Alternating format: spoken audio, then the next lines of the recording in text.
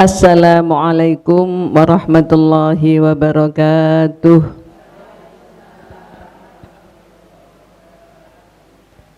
Bismillahirrahmanirrahim.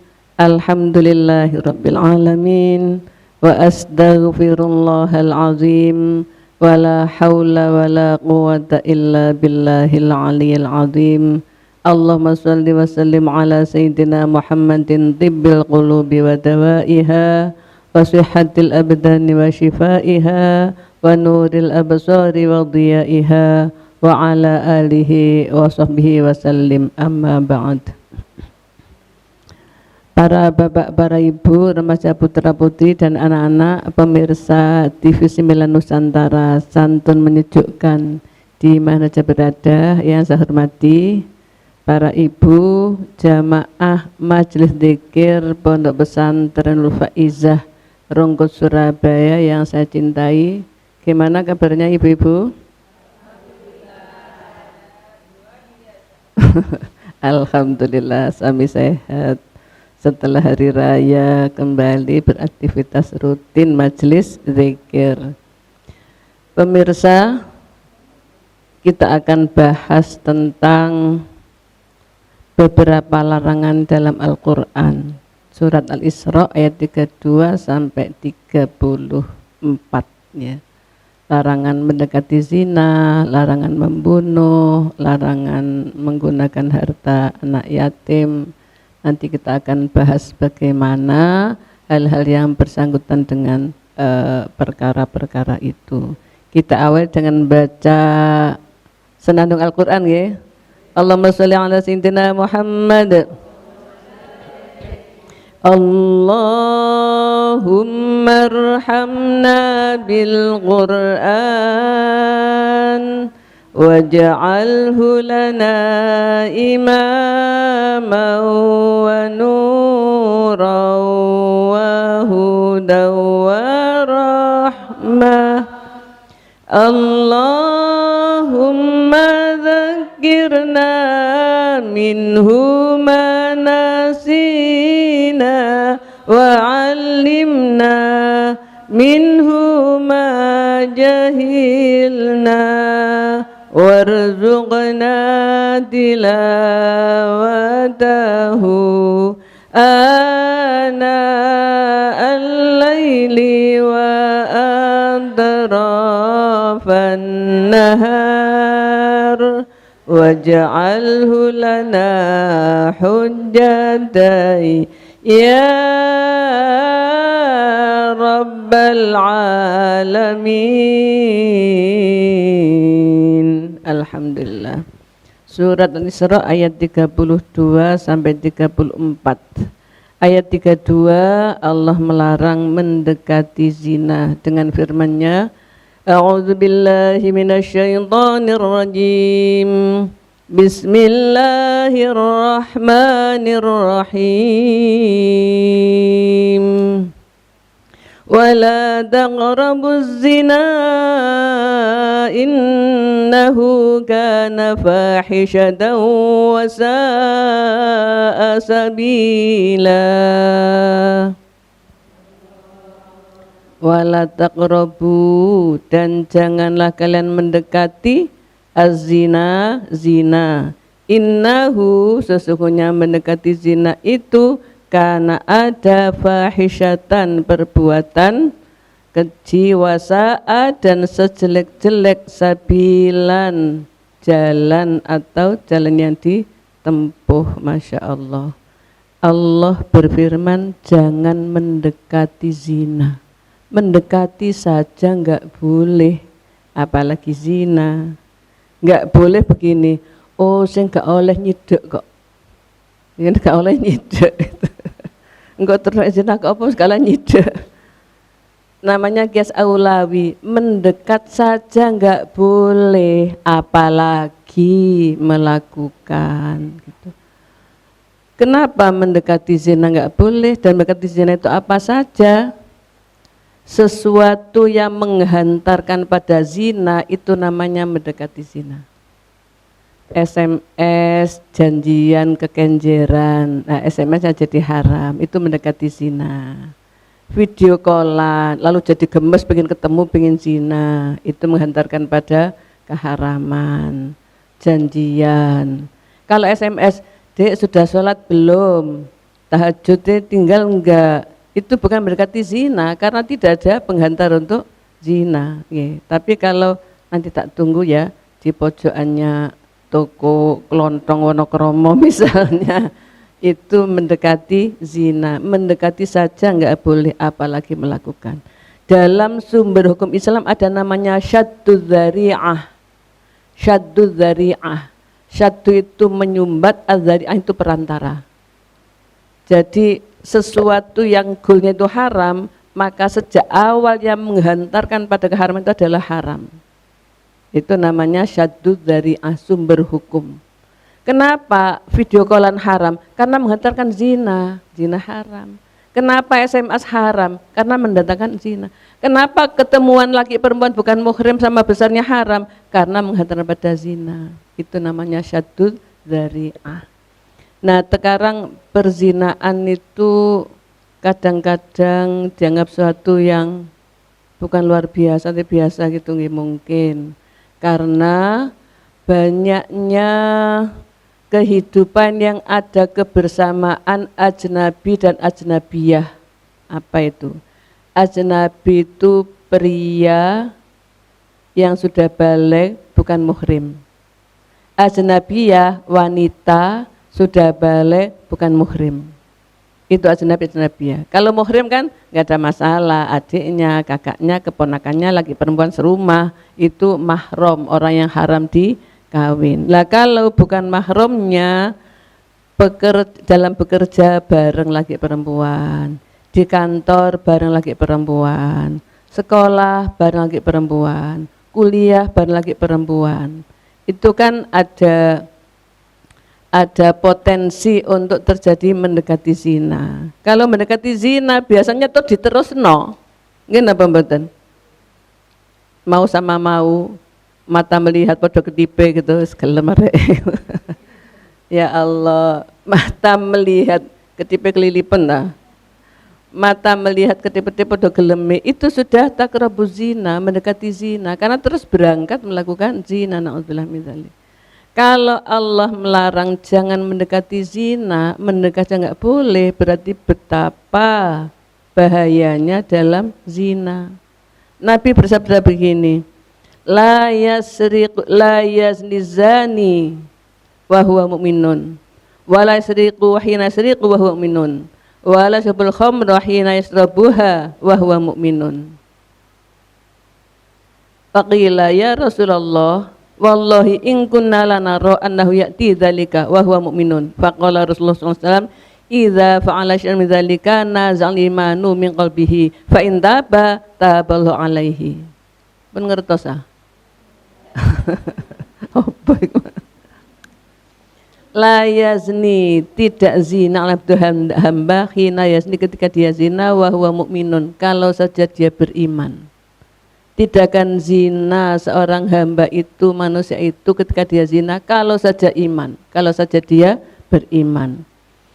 Wala yasriqu sariqu hina yasriqu wa huwa mu'minun, tidak akan mencuri, orang mencuri itu ketika dia mencuri kalau saja dia beriman.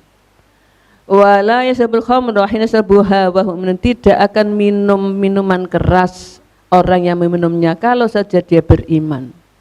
Ada yang tanya, wahai Rasulullah, demi Allah, kita itu atau kami melihat orang-orang mukmin melakukan itu.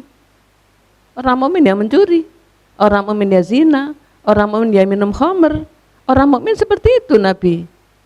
Jawabnya Nabi, faqala Rasulullah, idza fa'al syai'an min dzalika nazal iman, kalau melakukan hal-hal itu, zina, apalagi minum khamr, mencuri, mungkin juga membunuh, maka lepaslah imannya.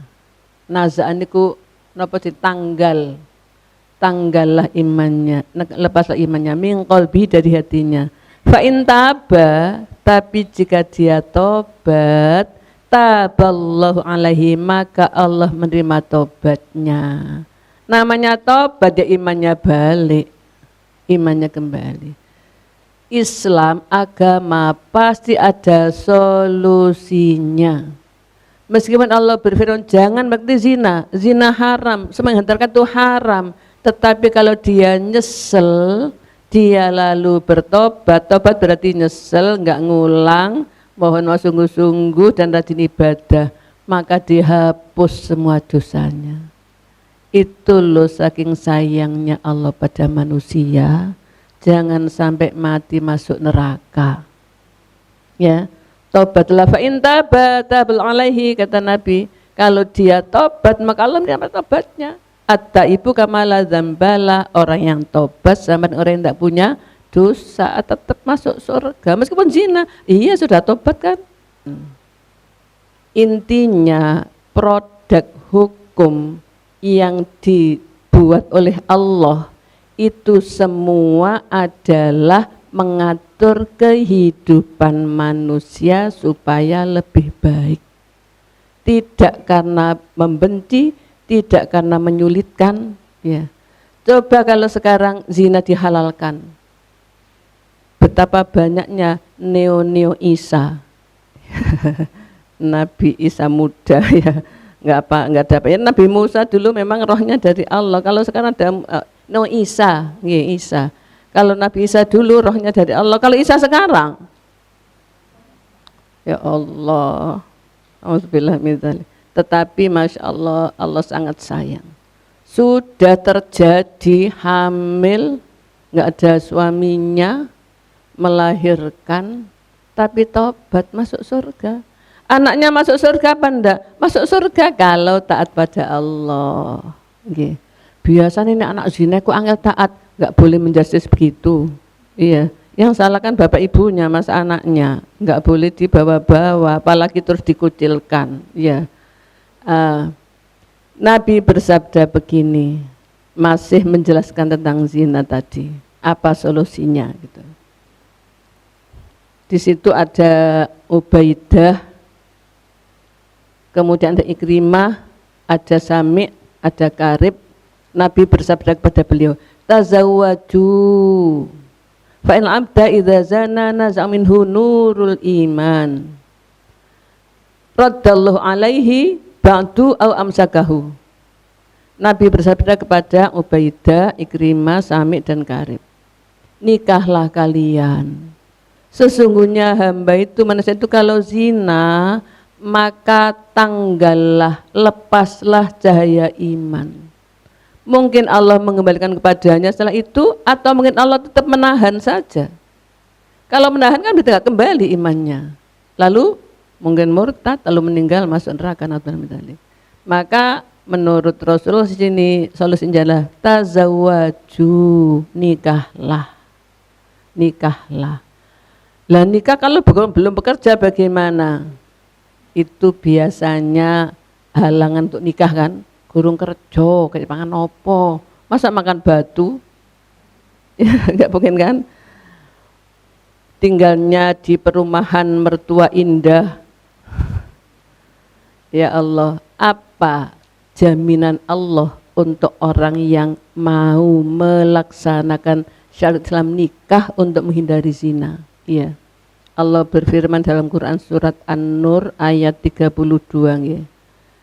A'udzubillahi minasyaitonir rajim. Wa anqihul ayama minkum was-solihin min ibadikum wa imaikum iyakunu fuqara yughnihimullahu min fadlih. Nikahkanlah orang-orang yang belum ketemu jodoh untuk nikah. Jadi dibantu cari jodoh. Demikian juga para budak, dulu ada budak dibantu cari jodoh. Kalau mereka fakir, iya kunu fuqara, jika mereka fakir, nyapir so fakir nggih. Fakir niku jangankan napa pekerjaan.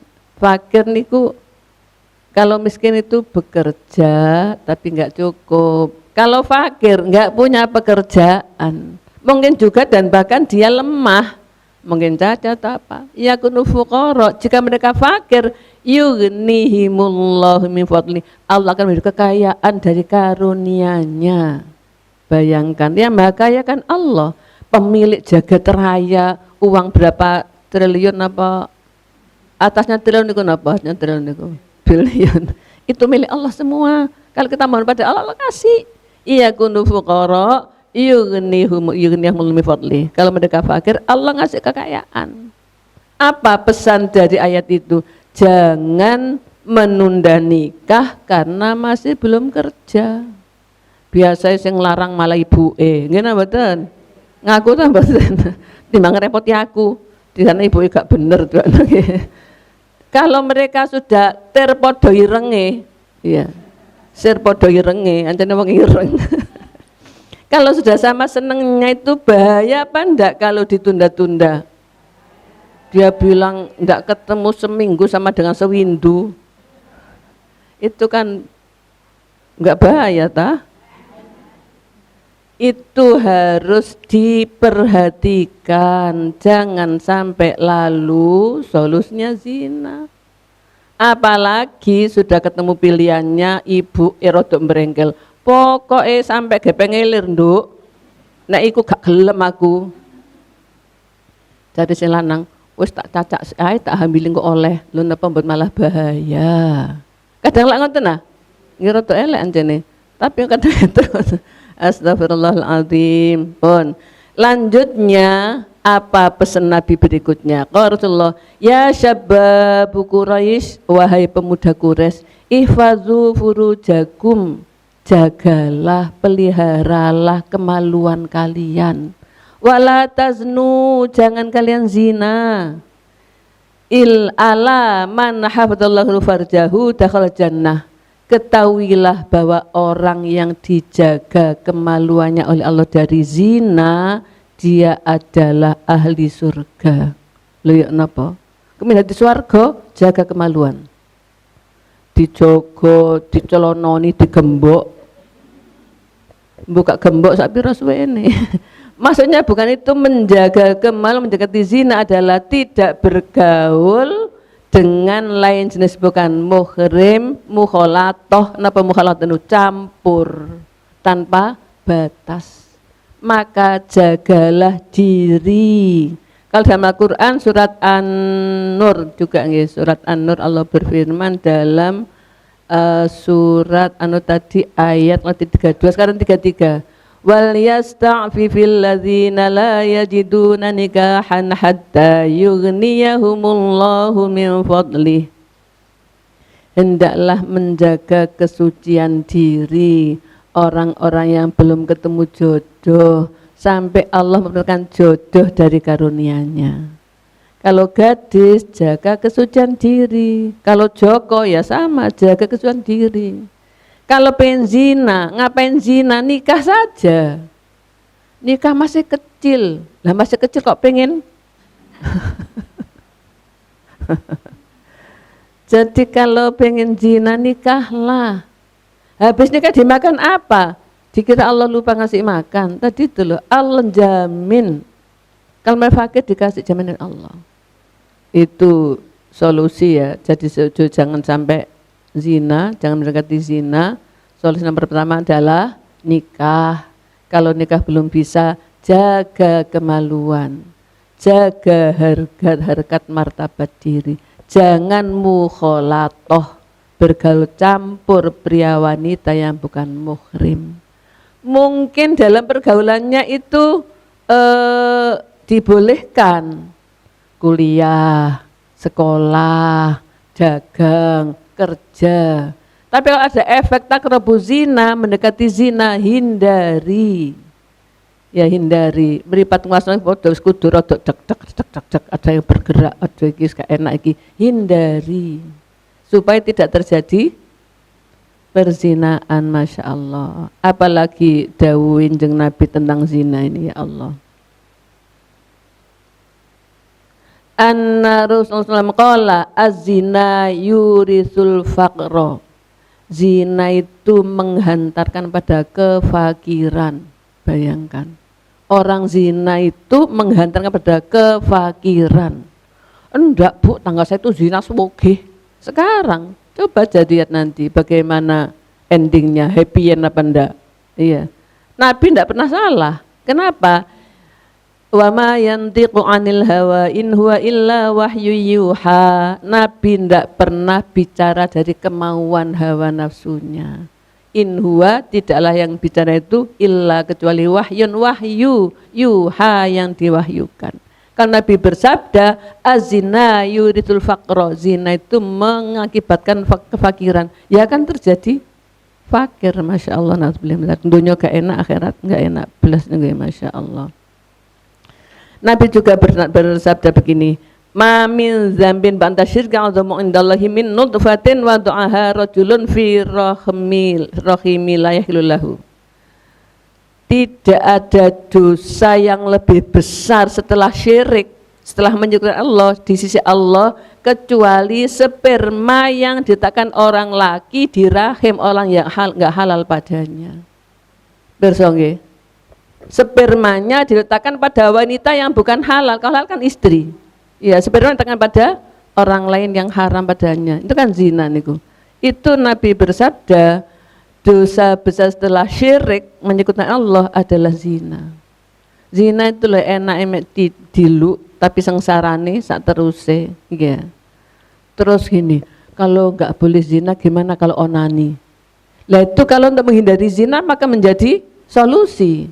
Iya, daripada, tetapi kalau bisa, Nabi itu bersabda tentang Joko yang waktunya nikah itu ya ma'syarus syabab man istata'a minkumul ba'ata falyatazawwaj fa innahu ahsanul farji wa ghudul basari wa illam yastati fa alaihi bisawm fa innahu lahu wijaun. Wahai pemuda, kalau kamu sudah punya ongkos untuk nikah, bukan nikah tok, tapi juga ngasih nafkah, maka segeralah nikah. Karena nikah itu bisa mengendalikan mata dan bisa menjaga kemaluan. Tapi kalau belum punya, maka puasalah. Karena puasa itu bisa meredam nafsu. Nah, solusi selanjutnya apa? Puasa. Tentang sabda Nabi disebutkan. Qala Rasulullah SAW, ma taraktu ala ummati ba'di fitnatan adharra ala rijali minan nisa. Saya tidak meninggalkan pada umatku setelahku fitnah yang lebih bahaya daripada pria dari wanita. Jadi fitnah itu apa sih? Ujian. Ujian paling bahaya adalah ujiannya pria dari wanita. Nih. Sudah punya suami, kerja di situ, bendaharanya putri, tiap hari ketemu, lama-lama pengen zina. Itu kan fitnah adharra, lebih bahaya. Padahal Nabi bersabda begini, kalau kau lihat wanita cantik pengen zina, pulanglah, istrimu juga punya seperti itu. Jadi pulanglah lalu kumpul dengan istrinya, selesaikan. Lah kalau nuruti nafsu kan ya jadi akhirnya zina. Jadi fitnah yang paling bahaya adalah pria dari wanita. Nabi juga bersabda, balaghani anaksara dzunubah linari an-nisa. Telah sampai padaku, ini katanya Abi Sholeh radhiyallahu anhu. Abi Syaibah mengeluarkan, Abi Sholeh bicara, telah sampai padaku berita bahwa paling banyaknya dosanya neraka itu adalah gara-gara wanita. Ayo, wanita yang mana? Yang ghairu sholihah, yang tidak sholihah, wanita yang enggak nutup aurat, wanita yang enggak menjaga kesucian diri, wanita yang menjajakan dirinya, wanita yang tidak sholihah, itu yang menjadikan penyebab banyaknya ahli neraka. Saat matiannya ya iyalah, ya wanitanya ya prianya yang sama-sama melakukan dosa gara-gara wanita. Maka wanita terbaik kata Nabi adalah menurut Allah dalam Al-Quran, waqarna fi buyutikunna. Tenanglah, diamlah kamu para wanita di rumahmu. Wanita DRS di rumah saja. Itu kan beres semuanya. Ya kan aman, enggak menyebabkan orang pengen zina, dia sendiri enggak melakukan dosa, enggak rasan-rasan lagi. Pokoknya aman wanita di rumah, dan di rumah niku sangat menyenangkan. Gimana betul? Itu karena dia memang solihah. Coba kalau nggak solihah, aku tersiksa, aku nggak oleh ebesku metu. Lah kan enak di rumah itu. Itu karena nafsunya keluar, jadi di rumah tersiksa. Bayangkan ya Allah, itu karena nafsu. Para wanita, tenanglah di rumah. Itu loh, terhormat bagimu. Lah nanti jodohnya dari mana Bu kalau nggak keluar? Lu dikira jodohnya harus tawa-tawa di luar. Jodoh itu datang. Siapa yang datangkan? Allah. Gini mboten. Anaknya di pondok enggak pernah keluar. Langsung dilamar kiai dadi manten ini ya.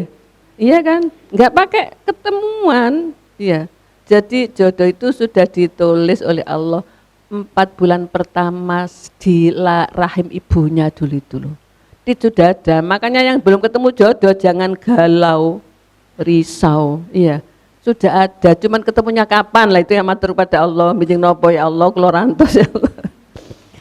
Sebelum selanjutnya ada yang tanya, monggo silakan Bu Tati. Terima kasih. Assalamualaikum warahmatullahi wabarakatuh. Maaf Bu Nyai, saya pernah mendengar tadi barusan juga Bu Nyai sudah matur bahwa jodoh itu sudah ada sejak anak itu di rahim ibunya ya Bu ya. Kemudian saya juga pernah mendengar gini Bu Nyai, bahwa yang tidak bisa diubah itu yaitu takdir, yang tidak bisa diubah yaitu ajal dan jodoh. Tapi kenapa ya Bu Nyai ya sampai sekarang itu masih ada orang-orang yang belum diberi jodoh, sudah menjelang tua kok masih belum diberikan jodoh. Bagaimana cara mengatasinya Bu Nyai? Matur nuwun. Assalamualaikum warahmatullahi wabarakatuh. Waalaikumsalam warahmatullahi wabarakatuh. Ditunggu sampai usia 50 enggak ketemu jodohnya. Usia 15 meninggal misalnya. Allah berfirman, wa zawwajnahum bihurin 'ain.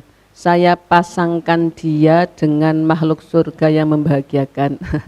Jadi kalau saja di dunia sampai mati belum sempat nikah, nanti nek coro orang bilang, Gusti Allah yang mantu. Maksudnya nanti dipertemukan di surga kalau dia solihah, kalau dia soleh, dalam arti tidak melanggar hukum Allah, enggak zina, maka nanti akan bahagia di surga kalau saja sampai meninggal, meskipun ya hanya 1-2 ya. Jadi jodoh sudah sebelum lahir itu 4 bulan pertama ditetapkan nomor 1 sa'idun am syaqiyun, bahagia apa celaka.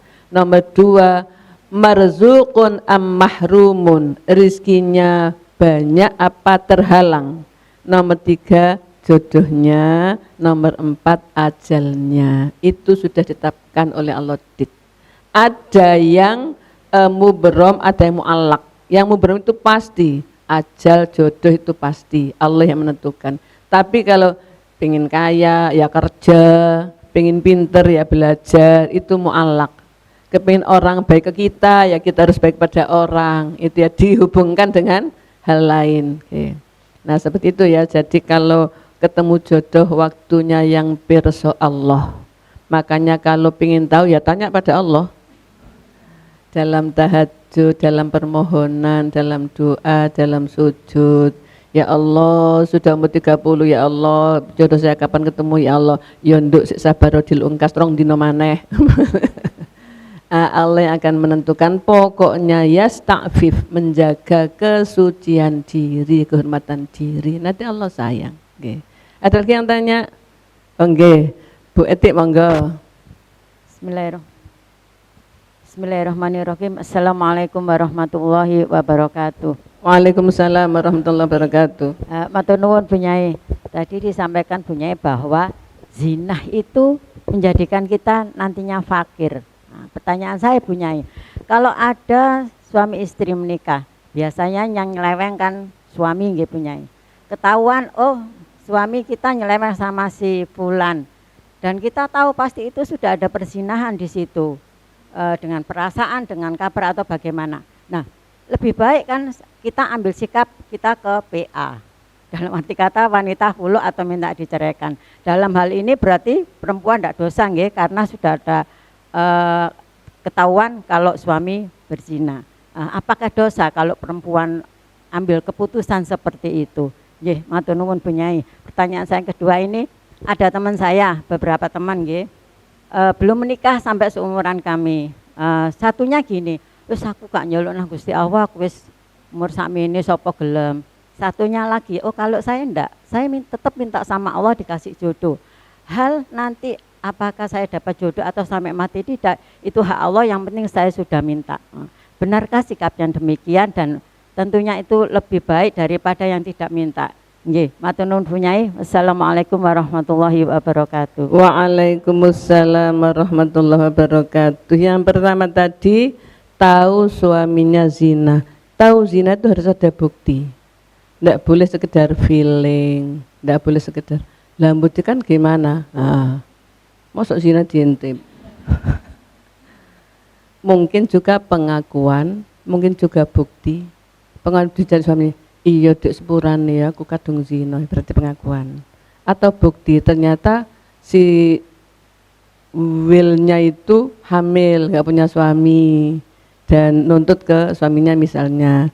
Kalau ada bukti gitu, maka dia boleh memilih dua. Boleh tetap sabar, ngetutno suaminya, iya. Yang lain mau, Bu Iti nggak mau.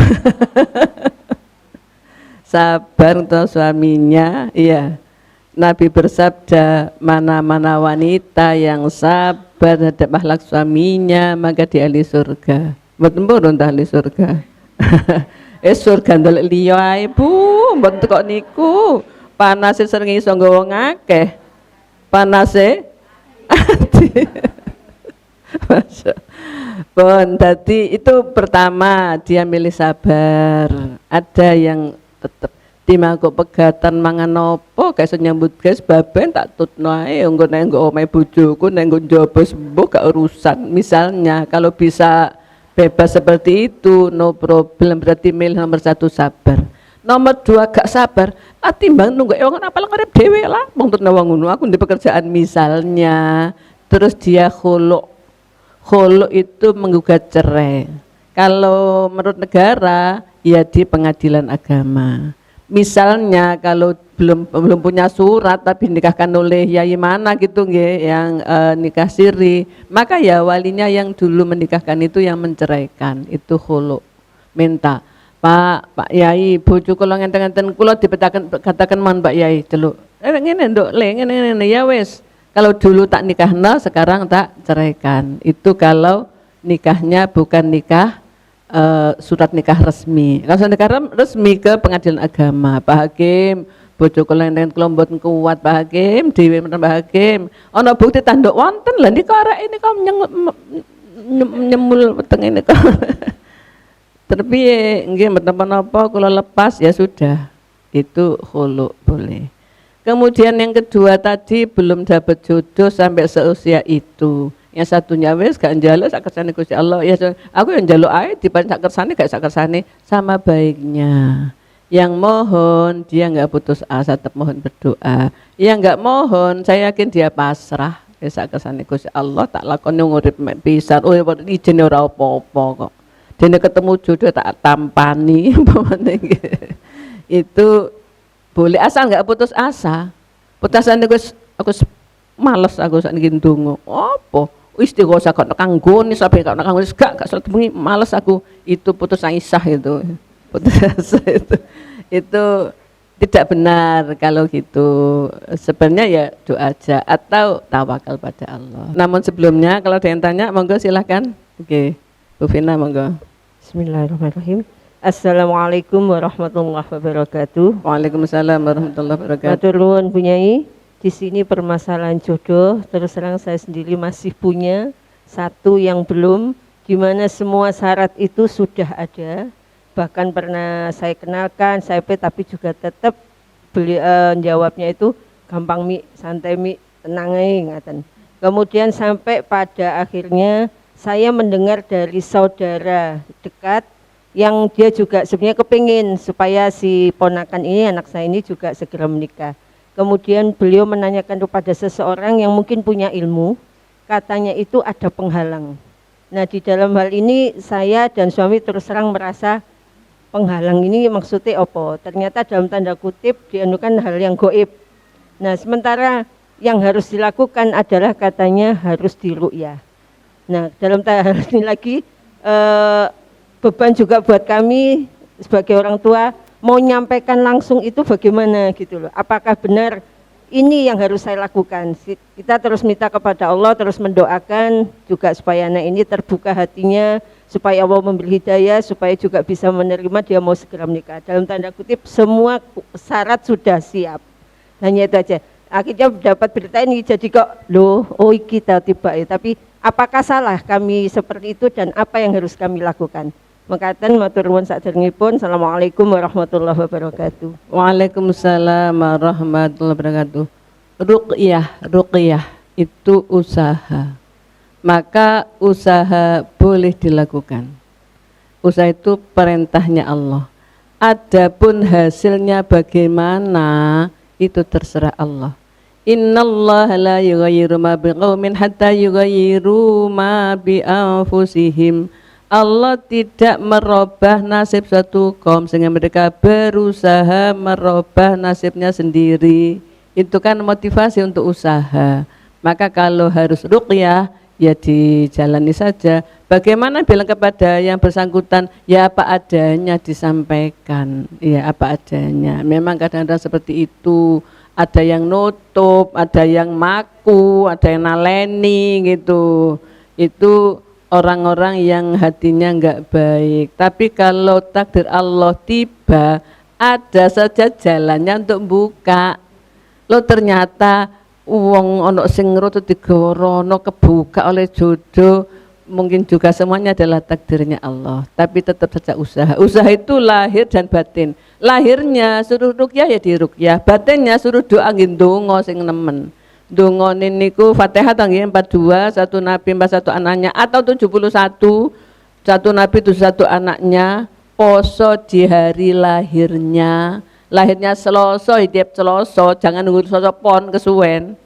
Ya tetap Selasa gitu aja, oleh Selasa kok ndolipun barang. Selasa nanti lahir puasa, Fatihah, hajat, itu usaha itu batin kepada Allah langsung udah lahirnya apa yang bisa dilakukan gitu. Ada lanjutnya bertanya? Monggo Bu Dewi Pakis. Atau nuwun itu tadi masalah perjodohan. Saya itu mau tanya untuk masalah peranakan. Apa ya, punya anak. Maksud saya di sini kan hendaknya mohon dan pasrah. Sekarang untuk mengenai, maaf saya belum punya cucu. Ini anak saya sudah 7 tahun perkawinan, belum diparunya. Jadi bagaimana ini supaya ya sewajarnya mohon cucu. Atur nuwun Bu Nyai. Terima kasih Bu Dewi Pakis. Pertanyaannya ini bukan jodoh ketemu tapi anak belum punya.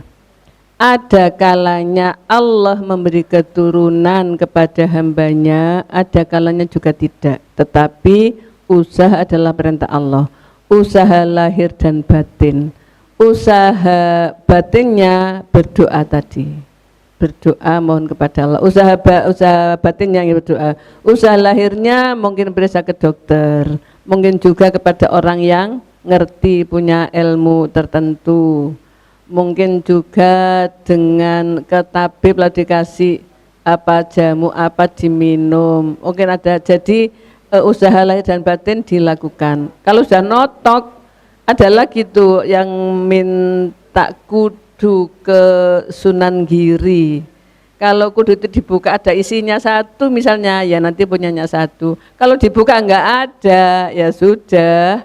Hatinya ridho saja kalau oleh Allah tidak diberi keturunan. Allah yang maha tahu, baiknya enggak usah keturunan, enggak usah repot ibadah ya misalnya.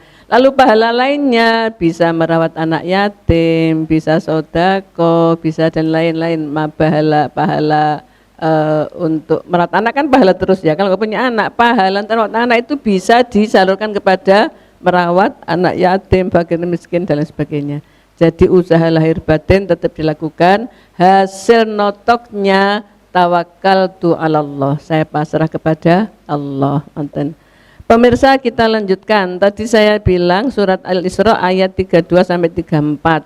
Waktunya enggak cukup. Ayat yang 33 saya singgung. Allah berfirman, "Wala taqtulun nafsal lati harramallahu illa bil haqq." Kalian jangan membunuh jiwa yang diharamkan Allah kecuali dengan cara benar. Membunuh dengan cara benar itu apa? Kalau dia dibunuh namanya kisos.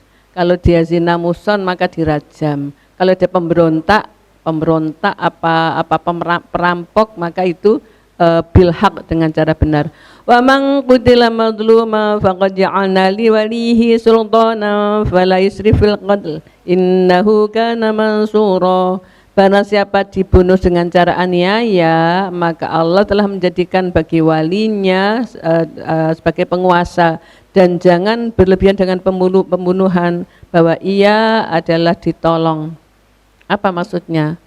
Orang yang dibunuh maka ada aturan keluarganya atau penguasa. Aturannya apa? Kisos, yang bunuh dibunuh. Atau kalau yang bunuh tidak dibunuh, keluarganya memaafkan, maka membayar denda, diat. Diatnya itu kalau satu nyawa 100 unta. Nggih Bu Riase.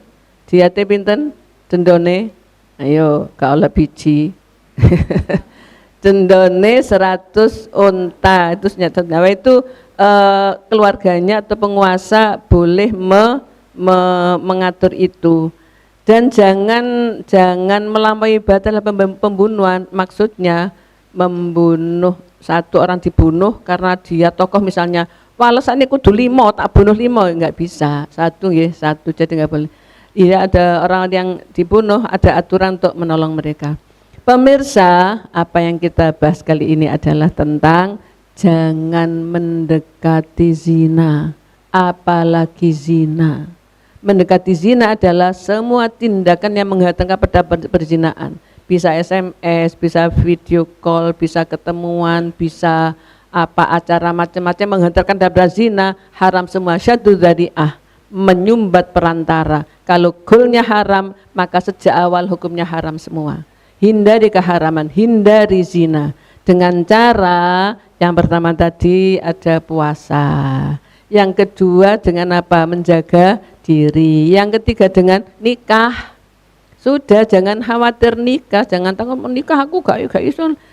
Karena ada nafsu besar, kalau enggak segera nikah lalu zina, maka ini kan aja jadi wajib. Siapa yang sudah menjawab wa angkihul ayama? Nikahkanlah orang-orang yang belum ketemu jodoh, orang tuanya, walinya, orang yang punya tanggung jawab terhadap perkembangan itu. Dan kalau selanjutnya enggak boleh membunuh anak, dalam kandungan dibunuh ya enggak boleh, di luar ya enggak boleh, haram kecuali dengan karena benar tadi ya, karena kisos, rajam dan sebagainya. Semoga manfaat pemirsa. Hindari zina, hindari perilaku yang menghantarkan kepada zina, supaya hidup kita enggak sengsara, di dunianya fakir, di akhirnya neraka. Padahal zina itu senang cuma sebentar, susahnya selamanya. Maka tegahlah hawa nafsu, kendalikanlah nafsu dengan banyak beribadah, insya Allah ditolong Allah. Terima kasih. Wallahu muwaffiq ila aqwamit thoriq. Assalamualaikum warahmatullahi wabarakatuh.